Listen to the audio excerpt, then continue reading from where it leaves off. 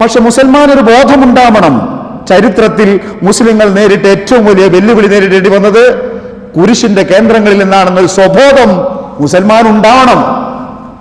അതില്ലാതെ പോകുന്ന മുസൽമാനി എന്നതാണ് മുസൽമാന്റെ ഏറ്റവും വലിയ ദുരന്തം. എവിടെയൊക്കെ അത് അനുഭവിക്കുന്നു എന്ന് ഞാൻ പറയേണ്ടതില്ല. കേരളത്തിൽ, ഇന്ത്യയിൽ ഏതെല്ലാം ഭാഗങ്ങളിൽ നിന്ന്.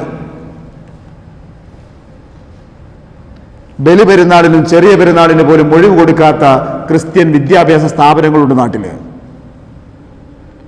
ബാബരി മസ്ജിദ് പോലെ മുസൽമാന്റെ അഭിമാനത്തിന് ക്ഷതമേറ്റ സംഭവങ്ങൾ ഉണ്ടായപ്പോ കാമ എന്ന് മിണ്ടാൻ പോലും ഒരു പാതിരി പോലും തയ്യാറായിട്ടില്ല.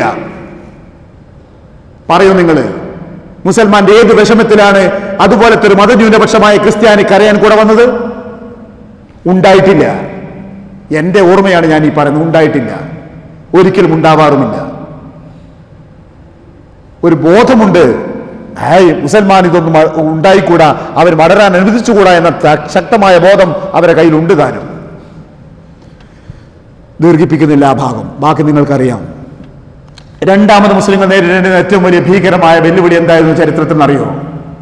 മംഗോളിയക്കാരിൽ നിന്നുണ്ടായ, താർത്താരികളിൽ നിന്നുണ്ടായ വെല്ലുവിളിയാണ്. ക്രിസ്തുവർഷം 1253 ചൈനയുടെ വടക്ക് വശത്ത് സ്ഥിതി ചെയ്യുന്ന മംഗോളിയ എന്ന് പറയുന്ന ഭാഗം ചരിത്രത്തിൽ മംഗോളിയക്കാർ ഒരിക്കലും ഒന്നും ചെയ്തതായി അറിയപ്പെടുന്നേയില്ല. ഒരു കൂട്ടം ആളുകൾ ചെങ്കിസ് ഖാന്റെ നേതൃത്വത്തിൽ, ഖാൻ എന്ന് കേൾക്കുമ്പോഴേക്ക് മുസൽമാനാണെന്ന് തീരുമാനിക്കല്ലേ?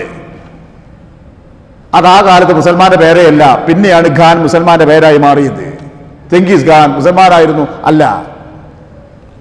അവിടെ ഉണ്ടായിരുന്ന സമീപപ്രദേശത്തിന്റെ ഖവാറിസം എന്ന് പറയുന്നൊരു മേഖല, മുസ്ലിങ്ങളുടെ നിയന്ത്രണത്തിലുള്ള മേഖല, ആ സ്ഥലത്തെ ഭരണാധികാരികൾ ചില വൃത്തികേട്, ചില അന്യായങ്ങൾ ചെയ്തപ്പോ അതിന് പ്രതികാരമായി മംഗോളിയക്കാർ എന്ന് പറയുന്നൊരു കൂട്ടർ അങ്ങ് ദൂരെ, ചൈനയുടെ വടക്കെന്ന് പറഞ്ഞാൽ എന്തുമാത്രം ദൂരമുണ്ട്, അവിടുന്ന് അവർ ആയുധപ്പുറപ്പാടുമായി ഇറങ്ങി.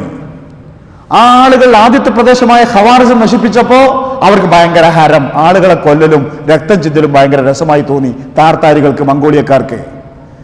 തൊട്ടടുത്ത സ്ഥലം ബുഖാറയാണ്. ഇമാം ബുഖാരിയുടെയും മറ്റു നാടായ ബുഖാര, സമർക്കം തുടങ്ങിയ സ്ഥലങ്ങൾ, അവിടേക്ക് കയറി വന്നു. എന്താ ചെയ്തത്? കൂട്ടക്കൊല, നശിപ്പിക്കുക, കൊല്ലുക. ബാക്കി വന്ന മനുഷ്യന്മാരെ ബന്ദികളായി പിടിച്ചിട്ട് സൈന്യത്തിന്റെ മുമ്പിൽ നടത്തി. ആ ചരിത്രം മനസ്സിൽ കാണണം നിങ്ങള്. പറ്റുന്നവരെ മുഴുവൻ കൊന്നു തീർത്തിട്ട് കൊല്ലപ്പെട്ട ബാക്കിയുള്ളവരെ, കൊല്ലപ്പെടാതെ ബാക്കി വന്നവർ എന്ത് ചെയ്തു എന്നറിയോ? സൈന്യം പിടിച്ചെടുത്തിട്ട് സൈന്യത്തിന്റെ മുമ്പിൽ നിർത്തിയിട്ട് മറ്റു മുസ്ലിം രാജ്യങ്ങളിലേക്ക് ചേക്കേറി. എങ്ങനെയാ ഈ മുന്നിൽ നിൽക്കുന്നവരെ ആക്രമിക്കുക? കാരണം അവർ സ്വന്തം സഹോദരങ്ങളല്ലേ. അതാ മറ്റവന്റെ ബുദ്ധി. അവൻ മുസൽമാനെ മുന്നിൽ വെച്ചുകൊണ്ട് മുസൽമാനെ നശിപ്പിക്കാൻ മെനക്കെട്ടു. ഇന്നും ഉപയോഗിക്കുന്ന തന്ത്രം മറ്റൊരു കോലത്തിൽ എന്ന് മാത്രം. പക്ഷെ കുപ്പായം വിട്ടവൻ അറിയില്ല, എന്നെ കൊണ്ട് ഇവൻ കോലം കെട്ടിക്കുകയാണെന്ന് അറിയില്ല. പഠിക്കണ്ടേ ഇസ്ലാമിന്റെ ചരിത്രം എന്താണെന്ന്? മറ്റുള്ളവന് വേണ്ടി കൊഴിലൂതുമ്പോ താൻ മറ്റവന്റെ പാവയാണെന്ന് അറിയാനുള്ള സ്വബോധം പോലും നഷ്ടപ്പെട്ടു. സുഖത്തിന്റെ മേലാപ്പിൽ കിടന്നപ്പോ അതേ പണിയാ ചെയ്യുന്നത്, പണ്ട് ചെയ്ത അതേ പണി. ആ യാത്ര അവൻ വന്ന് 656 ബഗ്ദാദിലെത്തി. മുഅ്തസിം ബില്ലാഹി എന്ന് പറയുന്ന ഖലീഫയാണ് മുസ്ലിങ്ങളെ ഭരിക്കുന്ന കാലത്ത്. ബഗ്ദാദ് നശിപ്പിച്ചിട്ട് അന്ന് ജീവിച്ച ഇബ്നുൽ അസീറിനെ പോലെയുള്ള പ്രസിദ്ധ ഹദീസ് പണ്ഡിതനാ. അദ്ദേഹം പറഞ്ഞത്, എന്നോട് ചോദിക്കരുത്, വർഷങ്ങളോളം ഒരിക്കൽ പോലും ചരിത്രകാരനായ അദ്ദേഹത്തിന് ആ സംഭവങ്ങൾ എഴുതാനുള്ള മനസ്സാന്നിധ്യം പോലും ഉണ്ടായില്ല. എത്ര ലക്ഷം ആളുകളെയാണ് കൊന്നതിന് കണക്കില്ല. 132 മുതൽ ബഗ്ദാദ് കേന്ദ്രം, ബഗ്ദാദ് എന്ന് പറഞ്ഞാൽ ലോകത്തിന്റെ തലസ്ഥാനമാണെന്ന്, മുസ്ലിങ്ങളുടെ ഈസത്തിന്റെ ആസ്ഥാനമായിരുന്ന ഹാറൂൺ റഷീദിനെ പോലെ ഖലീഫമാർ ഭരണം നടത്തിയ, നേതൃത്വം നൽകിയ നഗരം നശിപ്പിച്ചൊടുക്കി. ടൈഗ്രീസിലും യൂഫ്രട്ടീസിലും മനുഷ്യ കബന്ധങ്ങൾ മാത്രം, തലയോടുകൾ മാത്രം, രക്തം പുരണ്ട് കിടക്കുന്ന ആളുകൾ, ശവങ്ങൾ മാത്രം. എന്നിട്ട് വേദനയോടുകൂടി പറഞ്ഞ ചില രംഗങ്ങളുണ്ട്. പിന്നീടുണ്ടായ മാറാവ്യാധികളും കോളറയും. ഈ ശവങ്ങൾക്കിടയിൽ, മയ്യത്തുകൾക്കിടയിൽ മരിക്കാതെ കിടന്ന മനുഷ്യന്മാർ ദിവസങ്ങൾക്ക് ശേഷം തലവൊന്നിച്ചു നോക്കുന്നതും നിരന്നു കിടക്കുന്ന ശവങ്ങൾ കണ്ടിട്ട് ബോധക്ഷയമായി പിന്നീട് വീണ്ടും മയ്യത്തായി മാറുകയും ചെയ്യുന്ന അതിദുരന്തമായ, ലക്ഷക്കണക്കിന് എന്ന് പറയുന്നത് കെട്ടുകഥയല്ല, കണിശമായ കഥയാണ്. നശിപ്പിച്ചൊടുക്കി 656 പിന്നെ താർത്താരികൾ. നാം മനസ്സിലാക്കേണ്ട സംഭവം, മുസ്ലിങ്ങളുടെ സംസ്കാരത്തിന്റെ പൈതൃകമായി നിന്നിരുന്ന, പാരമ്പര്യത്തിന്റെ മേഖലകളായി നിന്നിരുന്ന ഭൂപ്രദേശങ്ങൾ നശിപ്പിച്ച്, പള്ളികൾ നശിപ്പിച്ച്, ആളുകളെ കൂട്ടക്കൊല ചെയ്ത്, അങ്ങ് ദൂരെ ചൈനയുടെ വടക്ക് വശത്ത് നിന്ന് ഒരു കൂട്ടം ആളുകൾ ചേക്കേറിയിട്ട് അവർ വന്നൊടുവിൽ അവർ ബഗ്ദാദ് വരെ നശിപ്പിച്ചൊടുക്കിയിട്ട് അവർ പിന്നീട് സിറിയയുടെ ഭാഗത്തേക്ക് പോകുമ്പോഴേക്ക് പടച്ചറബിന്റെ തൗഫീഖത ഈജിപ്തിൽ നിന്നുള്ള മംലൂക്കികൾ എന്ന് പറയുന്നവർ വന്നു. ഐൻ ജാലൂത്തിൽ വെച്ച് സൈഫുദ്ദീൻ ഖുദ്സിന്റെ കീഴിൽ ഇവരെ എതിരിട്ടിട്ട് അവരെ നശിപ്പിച്ചൊടുക്കി. താർത്താരികളുടെ വിഷമങ്ങൾ അവസാനിപ്പിച്ചു, മുസ്ലിങ്ങളെ രക്ഷിച്ചു. അതിൽ നിന്ന് ആ അപകടത്തിന് രക്ഷിച്ചു. 2 വർഷങ്ങൾക്ക് ശേഷം 656 ബഗ്ദാദ് തകർന്നുവെങ്കിൽ 658 താർത്താരികളെ മുസ്ലിങ്ങൾ നശിപ്പിച്ചു, തകർത്തു, അവർ മുന്നോട്ടുള്ള യാത്ര തടഞ്ഞു. ഇവിടെ എനിക്കൊരു പാഠം പറയാനുണ്ട്. എന്തായിരുന്നു ആ കാലഘട്ടത്തിൽ ബഗ്ദാദ് നശിക്കാനുണ്ടായ കാരണത്തെപ്പറ്റി പറയുന്ന ചരിത്രകാരന്മാർ പറയുന്നത്? അള്ളാഹു നൽകിയ ഭൗതിക സുഖങ്ങൾ നിറഞ്ഞൊരു നാട്. ഹാറൂൺ റഷീദിന്റെ രസകരമായൊരു വാചകമുണ്ട് ഖലീഫയുടെ. അദ്ദേഹം ബഗ്ദാദ് നഗരത്തിൽ ഇങ്ങനെ കാർമേഘങ്ങളെ നോക്കി പറയുന്നൊരു വാചകമുണ്ട്: മേഘങ്ങളെ, നിങ്ങൾ ബഗ്ദാദിൽ തന്നെ പെയ്യണമെന്ന് എനിക്കൊരു നിർബന്ധവുമില്ല. ഈ ഭൂലോകത്തിന്റെ എവിടെ നിങ്ങൾ പെയ്താലും അതിൽ നിന്നുള്ള വരുമാനം എൻ്റെ ഖജനാവിലെത്തും. അതിന്റെ അർത്ഥം മനസ്സിലായി നിങ്ങൾക്ക്? ഈ മഴ ലോകത്തിന്റെ ഭൂമിയുടെ ഏത് ഭാഗത്ത് പെയ്തിരുന്നാലും ശരി, അതിന്റെ വരുമാനത്തിന്റെ പങ്ക് ഇവിടെ ബഗ്ദാദിലെത്തും. കാരണം അത് മുഴുക്കി എൻ്റെ നിയന്ത്രണത്തിലാണ്. ധിക്കാരം പറഞ്ഞതല്ല. അദ്ദേഹത്തെ പറ്റിയ ആളുകൾ വല്ലാണ്ട് തെറ്റിദ്ധരിപ്പിക്കാൻ അദ്ദേഹം ഒരു കലയും സാഹിത്യവും ഒക്കെ നടന്ന ഒരു മനുഷ്യനാണ് എന്നുള്ളത്. 1 വർഷം ഹജ്ജ്, 1 വർഷം ജിഹാദ്. അതാണ് ഹാറൂൺ റഷീദിന്റെ ടൈം ടേബിൾ.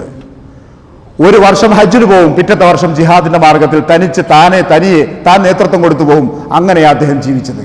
അത്ര ജിഹാദിന് മുജാഹിദായി ജീവിച്ചൊരു മഹാനായിരുന്നു ഹാറൂൺ റഷീദ് റഹ്മത്തുള്ളാഹി അലൈഹി. ആ നഗരമാണ് മുസ്ലിങ്ങളുടെ കയ്യിൽ നിന്ന് പോകുന്നത്. ആ സിറ്റിയാണ് ലോകത്തെ നിയന്ത്രിച്ച ഒരു ഭരണകൂടമാണ് നിലംപൊത്തുന്നത്. ആ ഖലീഫയാണ് നിഷ്ഠൂരമായി കൊല ചെയ്യപ്പെടുന്നത്. എന്താ കാരണം എന്നറിയോ?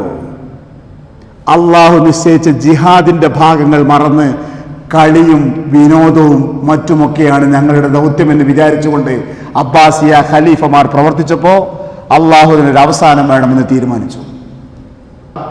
അബ്ബാസിയ ഖലീഫമാരിൽ സുഖലോലുപതയും സുഖവും വർദ്ധിച്ചിട്ട് ഞങ്ങളെ അള്ളാഹു ഏൽപ്പിച്ചിരിക്കുന്ന ദൗത്യം കലയും കളിയും വിനോദവും പ്രോത്സാഹിപ്പിക്കലാണെന്ന് ചിന്തിച്ചിട്ട് ആ അവസ്ഥയിലേക്ക് എത്തിപ്പെട്ടപ്പോ നിങ്ങൾ ഇതിന് അർഹരല്ലടോ എന്ന് തീരുമാനിച്ചു പടച്ച തമ്പുരാൻ. ഇന്ത്യയിലേക്ക് തിരിച്ചു വന്നാലും കാണാം നിങ്ങൾക്ക് ഈ ചിത്രം. 8 നൂറ്റാണ്ട് ഇന്ത്യ ഭരിക്കാൻ അള്ളാഹു അവകാശം കൊടുത്തൊരു ജനത, ഒരു ഭരണകൂടം. പിന്നീട് വന്ന ഭരണാധികാരികൾ രജപുത്ര സ്ത്രീകളെ കല്യാണം കഴിക്കാനും ദീനെ ഇലാഹി പോലത്തെ മതങ്ങൾ ഉണ്ടാക്കാനും ഇസ്ലാമിക സംസ്കാരത്തെ വളച്ചൊടിക്കാനുമുള്ള ശ്രമങ്ങൾ നടത്തിയപ്പോ പടച്ച തമ്പുരാന്റെ തീരുമാനം ഇത് നിങ്ങൾക്ക് ഈ സിംഹാസനം വേണ്ട എന്നാണ്. പുരാതന ഡൽഹിയിലെ തെരുവോരങ്ങളിൽ ഇപ്പോഴും ചെന്നാൽ കാണാൻ പറ്റും മുഗള ഭരണത്തിന്റെ അനന്തരാവകാശികൾ യമുനാ നദിയിലെ മീൻ പിടിച്ചു വിറ്റ് ജീവിക്കുന്നത്. ഞാൻ കഥ പറഞ്ഞതല്ല, അവിടുത്തെ സാമൂഹ്യ പ്രവർത്തകന്മാർ എനിക്ക് പറഞ്ഞു തന്നതാ. ഈ നിൽക്കുന്ന ആളുകൾ അറിയാമോ? രാജവംശത്തിന്റെ രക്തമൊഴുകുന്നവരായവർ, മുഗള വംശത്തിന്റെ പിൻതലമുറക്കാരായവർ. ഇപ്പോൾ അവരുടെ ജീവിതം അറിയോ? പ്രിവി പേഴ്സും മറ്റ് ആനുകൂല്യങ്ങളും സർക്കാർ നിർത്തിയപ്പോ ജീവിക്കാൻ ഗതിയില്ലാതെ യമുനാ നദിയിൽ മീൻ പിടിച്ച് റോട്ട് വക്കത്ത് പൊരിച്ചു വിൽക്കുന്ന ഒരു അവസ്ഥയിലേക്ക് ഒരു സമൂഹത്തെ പടച്ചു തമ്പരാൻ കൊണ്ടുപോയത് സുഖലോലുപതയെ, അള്ളാഹുവിന്റെ അനുഗ്രഹത്തെ മറന്നപ്പെടാ. ലറബല്ലാഹു മസലൻ. ഇതാ പടച്ചവൻ ഒരു ഉദാഹരണം പറയട്ടെ. ഖറിയത്തിന് ഒരു ഗ്രാമം, കാനത്ത് ആമിനത്തം മുത്തുമയിന്ന, സുഖസമൃദ്ധമായ സ്വസ്ഥമായ ഒരു നാട്. ജീവിത വിഭവങ്ങൾ നാനാ ഭാഗത്തും അവിടേക്ക് യഥേഷ്ടം വരും. അങ്ങനെ സമാധാനപരമായി ജീവിച്ചൊരു പ്രദേശം. അള്ളാഹുവിന്റെ അനുഗ്രഹങ്ങളോട് നന്ദി കേട് കാണിച്ചു. ആ ജനതക്ക് അള്ളാഹു കൊടുത്ത ശിക്ഷ വിശപ്പിന്റെ, വസ്ത്രമില്ലായ്മയുടെ, ജോയിന്റെയും പിന്നെ ഭയത്തിന്റെയും വസ്ത്രങ്ങൾ അണിയിച്ചു. അവരെ വിശപ്പനുഭവിപ്പിച്ചു, ഭയം അനുഭവിപ്പിച്ചു, എല്ലാ സുഖങ്ങളും നഷ്ടപ്പെടുത്തി. ഇതാ സംഭവിച്ചത് അബ്ബാസിയ ഖിലാഫത്തിന് താർത്താരികളെ കൂടെ സംഭവിച്ചത്. ഇത് എനിക്ക് ബാധകമാണ്, നിങ്ങൾക്ക് ബാധകമാണ്. എവിടെയാണെന്നറിയോ? പടച്ചറബ് നമ്മുടെ ഉപ്പാർക്ക് നൽകാത്ത സുഖം, നമ്മളെ ഉമ്മയുടെ കാലത്ത് കിട്ടാത്ത സുഖം, അത് അനുഗ്രഹിച്ചവരാ നമ്മളൊക്കെ.